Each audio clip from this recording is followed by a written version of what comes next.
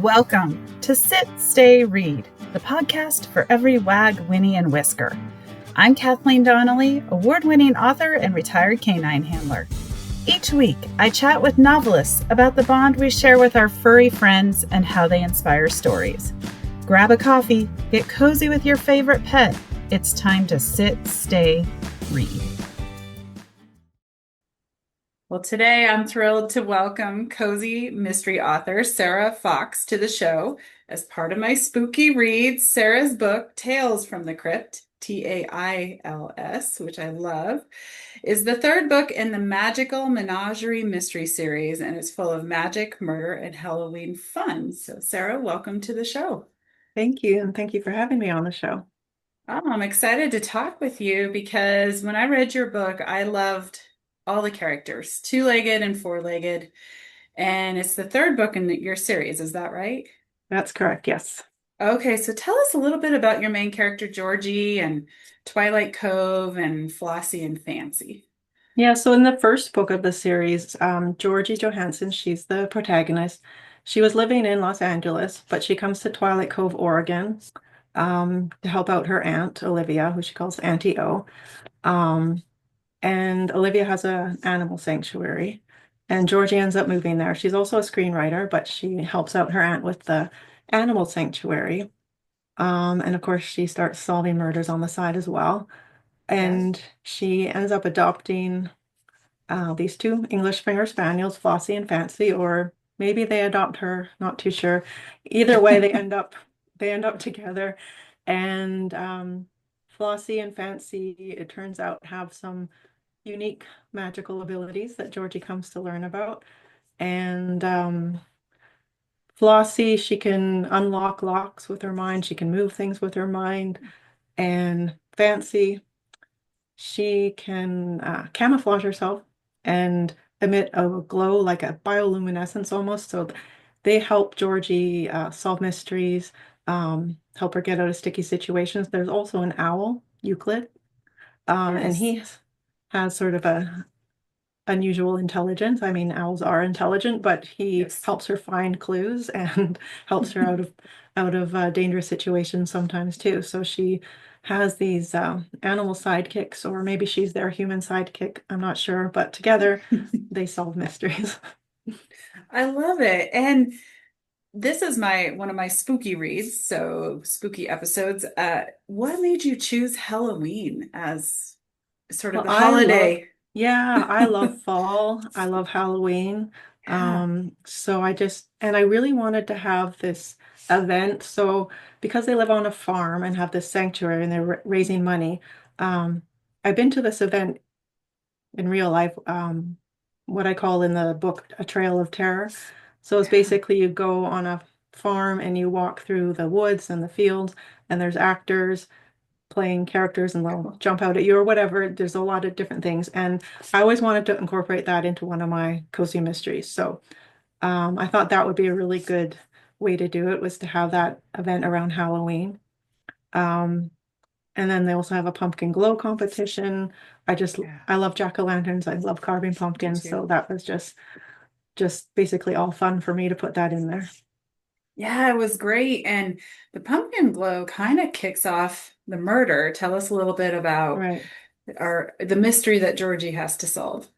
Yeah, so this lady had moved to town recently and decided she wanted to take over everything. She took over the organizing of the pumpkin glow competition, even though somebody had been doing it for years and been doing it perfectly well.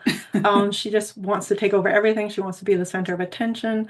Tries to bribe her way into getting the lead role at the Trail of Terror.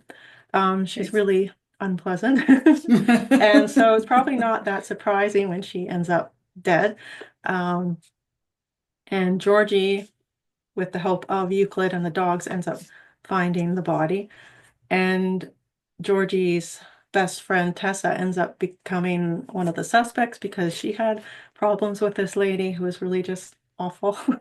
And so Georgie wants to help out her friend, and because she's solved a couple murders in the past with the dogs, she sets out to solve this one as well. I love that. I love it. And I also, since this is Sit, Stay, Read, I thought we would talk about a few of the other animal characters. We already Mhm. hit Flossie, Fancy, and Euclid, but we meet two donkeys, Tootsie and Twiggy. I had to make sure I wrote Right. down their names because our neighbors have two donkeys named Daisy and Dottie. Oh, that's cute. Yeah, so I was like, oh, Tootsie and Twiggy, and in my mind, I kept making it. Tell us a little bit about the donkeys and if there's a real life inspiration for them. Well, in each book, because it is an animal sanctuary as the backdrop, I try to have something to do with the animals that they're caring for. And donkeys for this one, I've always really liked donkeys. I've never had a donkey. Just some neighbors have donkeys around here, but I always thought they were really cute. And I have heard in the past that a lot of them do end up in sanctuaries. I think I'm not sure exactly if people just take them on, not really realizing what they're getting into or what, but so that seemed like it would be a very realistic thing that they would have to Mhm. take care of donkeys. Yeah, and I've always loved donkeys, but I did have a bad experience with a donkey last summer, Uh-oh. which was a little surprising. That was Okay. it. It was basically at a kind of a petting zoo at this marketplace, and I was there with some friends who were here from Japan, and I was just petting the donkey, and it just suddenly latched onto my arm and Oh bit me no. so hard and just like Oh, clamped down like it wouldn't let go. And oh at the whole my time, I gosh. didn't want my friends' little kids to know that anything was happening, so I just started standing there smiling, and it was awful. And I swear I Oh still like have no. a bit of a bruise a year later, Yeah. so it was awful. So, but other than that one incident, I've always liked donkeys. I don't blame you. That donkey was being a bit naughty. They, Yeah, no, I know. I went there again and they didn't have the donkeys out that time and I was like, I wonder if I'm not the only one that got bitten. I'm sure not. I think once they do it once, that's wow, that's something. And it's you're right, they do end up as rescues. That's how Hmm. Daisy and Dottie ended up with our neighbors. Oh, They were also a rescue. So um and then we have Stardust and yes. Sundance. And I mean two completely different size animals, but tell us a little Yeah. bit about them. Sundance is the horse that they have at the sanctuary, but she's also like a permanent resident. So she's basically Antio's horse. She's not gonna Okay. adopt her out like they do with some of the other animals. Um, and Stardust is a little kitten that they actually Georgie found in book two. So, well, Okay. actually, again, it was Flossie and Fancy who found this kitten when they were out hiking in the woods and the hills where Flossie and Fancy. It's a com- in the first book, Flossie and Fancy are living with a woman who becomes the murder victim in the first book. So that's how Georgie ends up with Okay. these. But she knew that this woman who had them before had found them up in the hills. Um, in a place called Witch's Peak. And she wondered Okay. if maybe that had something to do with their magical abilities. She goes hiking up there with them to check out this place, and the dogs lead her to this kitten. So now she's got Stardust, who's a rambunctious little kitten. So far, not showing any signs of magical powers, but Mhm. Georgie's watching to see if something happens. So that's how that came about. I love that. Yeah, I was curious if Stardust will develop any magical powers in the future. So you can tell us or you we can keep it a secret. I haven't entirely made up my mind yet, so we'll see. Well, that'll be fun. That'll be fun to find out. What inspired you to give Flossie and Fancy these fun supernatural powers? Well, when I was trying to come up with an idea for a new cozy mystery series, and I was chatting with my agent, and she said, um, paranormal cozies are hot right now. Why don't you do something paranormal? And I was sort of like, Okay. I don't know. I've never even considered that really. So, um, and then I was thinking, well, I really love a series called The Magical Cats Mysteries by Sophie Kelly. And I thought, Okay. well, maybe I could do something like that where it's really actually quite grounded. So the cats have magical abilities, but the rest of the world is like our world. It seems pretty normal. There's not magic happening everywhere. So I thought maybe if I tried doing sort of a grounded paranormal, that would be a way to ease into the subgenre. Yeah. And so then I was thinking about having the dogs. I really wanted to have Springer Spaniels because I hadn't had Springer Spaniels in any of my books yet. And so then that was sort of how that came in. And I kind of wanted to have another animal as well, just um, to give a little bit of a different angle. And I was sort of thinking about interesting animal pairings, looking Yeah. at videos on YouTube about, ducks and dogs being best friends. And I like the idea of having one that could fly, just to have that difference Yeah. from the dog. So that's how Euclid came into the picture too. That's great. Yeah, I think I get so focused on the dogs, I forget about poor Euclid. Yeah. So Euclid is a very important character. I really Yeah. enjoyed the owl too. Tell us a little bit about your own. You have a Springer Spaniel, is that right? I have it. Yes, I have a Springer Spaniel, Trixie. So that's how I came up with the ideas. She's actually my second Springer Spaniel. So I had Fergus first. He was my, not, I've had dogs all my life, but he was my first English Springer Spaniel. And well, I would take him about every 3 months to get groomed. And the groomer was also a breeder. So he always had a lot of dogs, a lot of Springer Spaniels. So I got to play with them and the puppies all the time. Spent Aw, a lot of time just meeting different Springer Spaniels. And he also had a Springer named Fancy, like okay. in my book. And I just like that name. And because she was a real talker. So that's why Fancy in the book, she's very vocal. Not just with the barks, but the way Spaniels can do. Someone is like a woo woo woo and they just talk. Yeah. So I made Fancy a talker like she was in real life. She's passed on now, but and so is Fergus. And now I have Trixie, and she's a black and white Springer. So I have a one brown and white and one black and Nice. white for both of mine. And they're kind of a blend of all the Springers I've known. Oh, I love that. Yeah, That's cool. Yeah, they are a neat breed. They're a lot of fun. So they are. Yeah. love them. Love them. Well, we'll still, I mean, I love all the animal characters, but we do need to mention one other human character. And hopefully I'm going to say his name right. Callum. Is that Yes. correct? Yeah. Yeah. He's pretty awesome. Like I think everyone is in love with him, but Georgie is lucky enough to call him her beau. Where did his Yeah. character inspiration come from? Um, I just, I guess I really like to have a romantic subplot in my cozy mysteries. I just, Mhm. because that's what I like to read too. And so I knew I'd have that. And I guess I thought it would be neat to have this sort of farm manager on the premises too. Mhm. Um, and in the first book, he is a little bit mysterious. Georgie's not too sure what his Oh, story okay. is and all that. So, um, I kind of like the idea of this mysterious kind of cowboy guy. And Yeah. that's sort of where it grew from. And there is a baseball element to that. He's a Yeah. retired, am I giving too many spoilers? I don't know. He's a I don't think retired so. baseball player. Um, and I love watching baseball. So Blue Jays are my team. They're playing today. Okay. I was gonna say your team's Yeah. doing very well. Yeah, well, we lost last night, but we're hoping they get back on track. But Oh, did they? Okay. Okay. so I just really thought it would be fun to bring in a baseball element too. Yeah, I Yeah. really enjoyed that. Tell us a little bit, since this is the third book, about the first and second book then in the series, so Yeah. readers know where to start. The Well, I first mean, book, although this stood yep. alone, I will say very Okay, well. that's good. So, Yeah, yeah. I usually have like standalone, the mystery plot is standalone, but if you want all the character arcs and relationships, then that sort of goes throughout the series. So the first book is Murder Most Owl, I and love that. that's one when Flossie's and Fancy's first human ends up dead. She lives in the woods not far from this animal sanctuary. And so Georgie ends up as a suspect in that one. And that's when she meets the animals and learns about their abilities. Book two is called Dead Men Wag No Tails.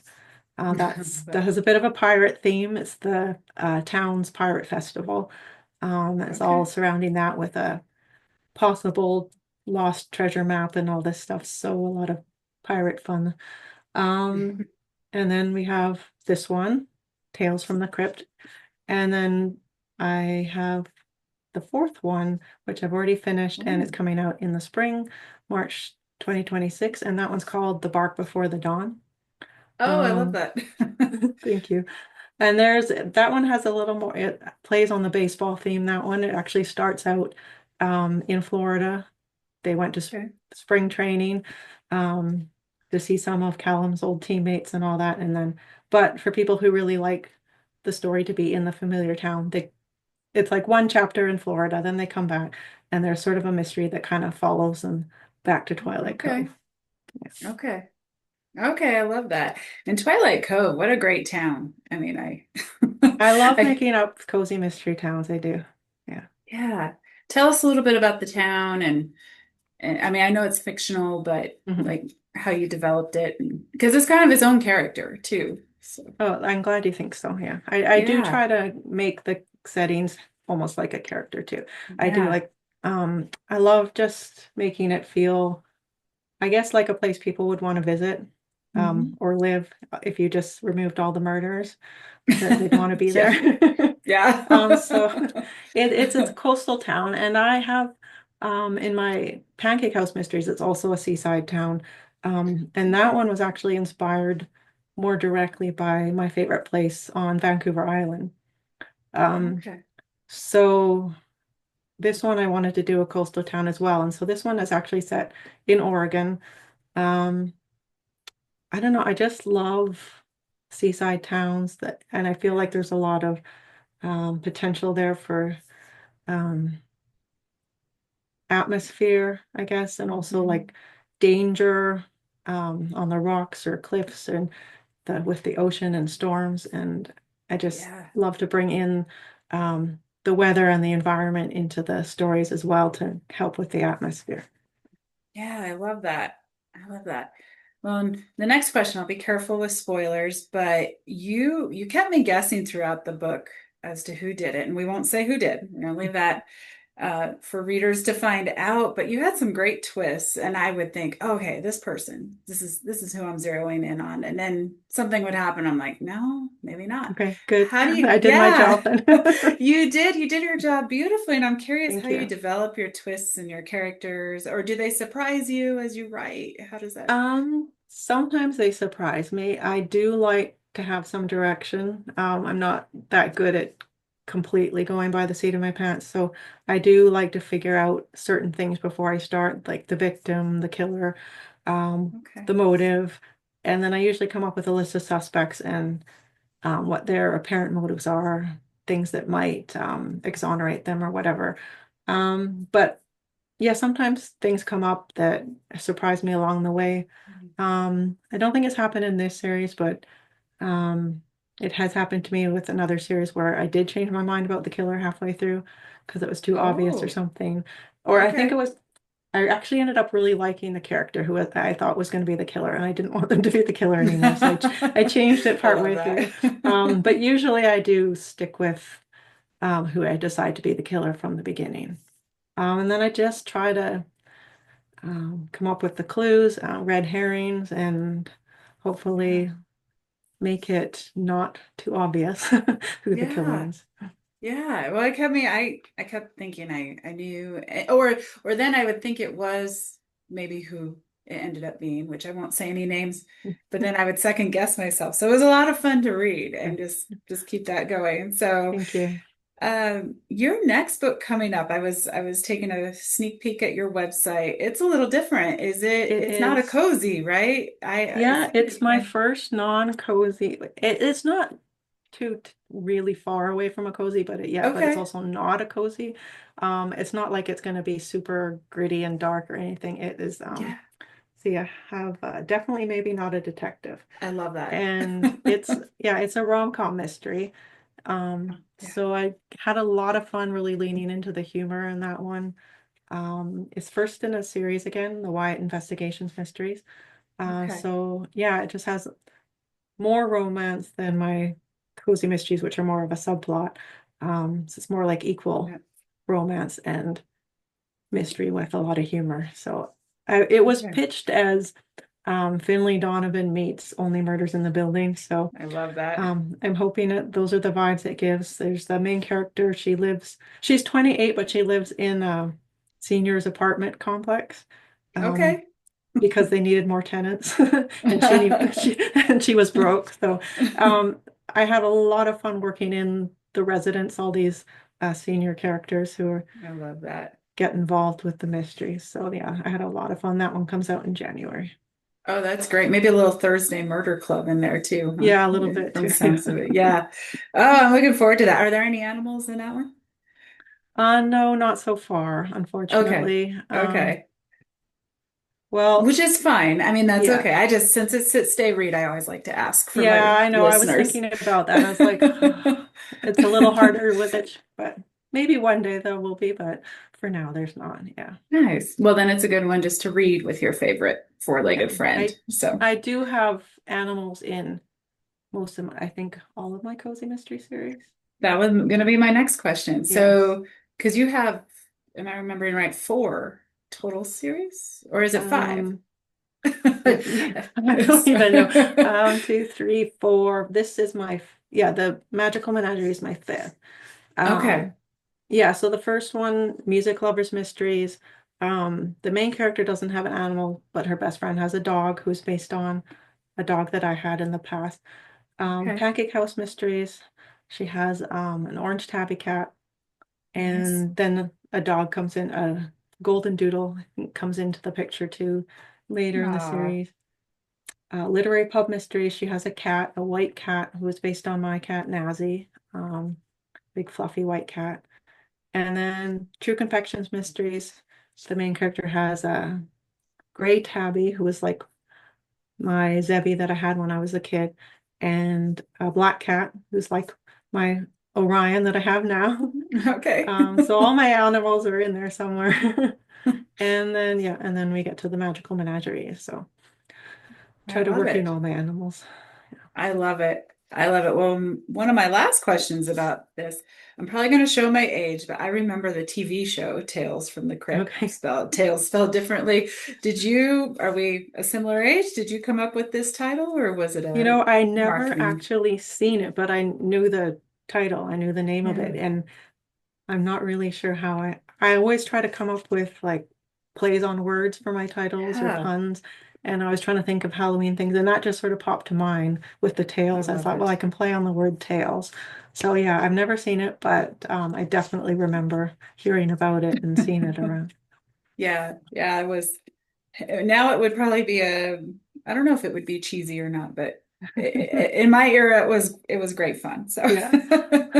like I said, now everyone knows how old I am. So well, this is great. And you have so many books that I think listeners would enjoy reading with all the great animal characters. How can they find you, your books, and what's up next? Or I mean, Yeah. what is coming up next? Sorry.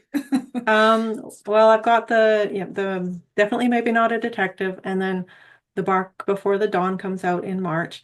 After Okay. that, I'm not too sure, but that's keeping me busy for the moment. Yeah. Um, Probably the best way to find me is my website, authorsarahfox.com. It has links to Okay. my social media. Um, I'm probably most active on Instagram. So my handle is the Right Fox with underscores between and right being WRIT. Okay. And yeah, I post there mostly. I do a bit on Facebook, author Sarah Fox on Facebook, but mostly Instagram. Okay.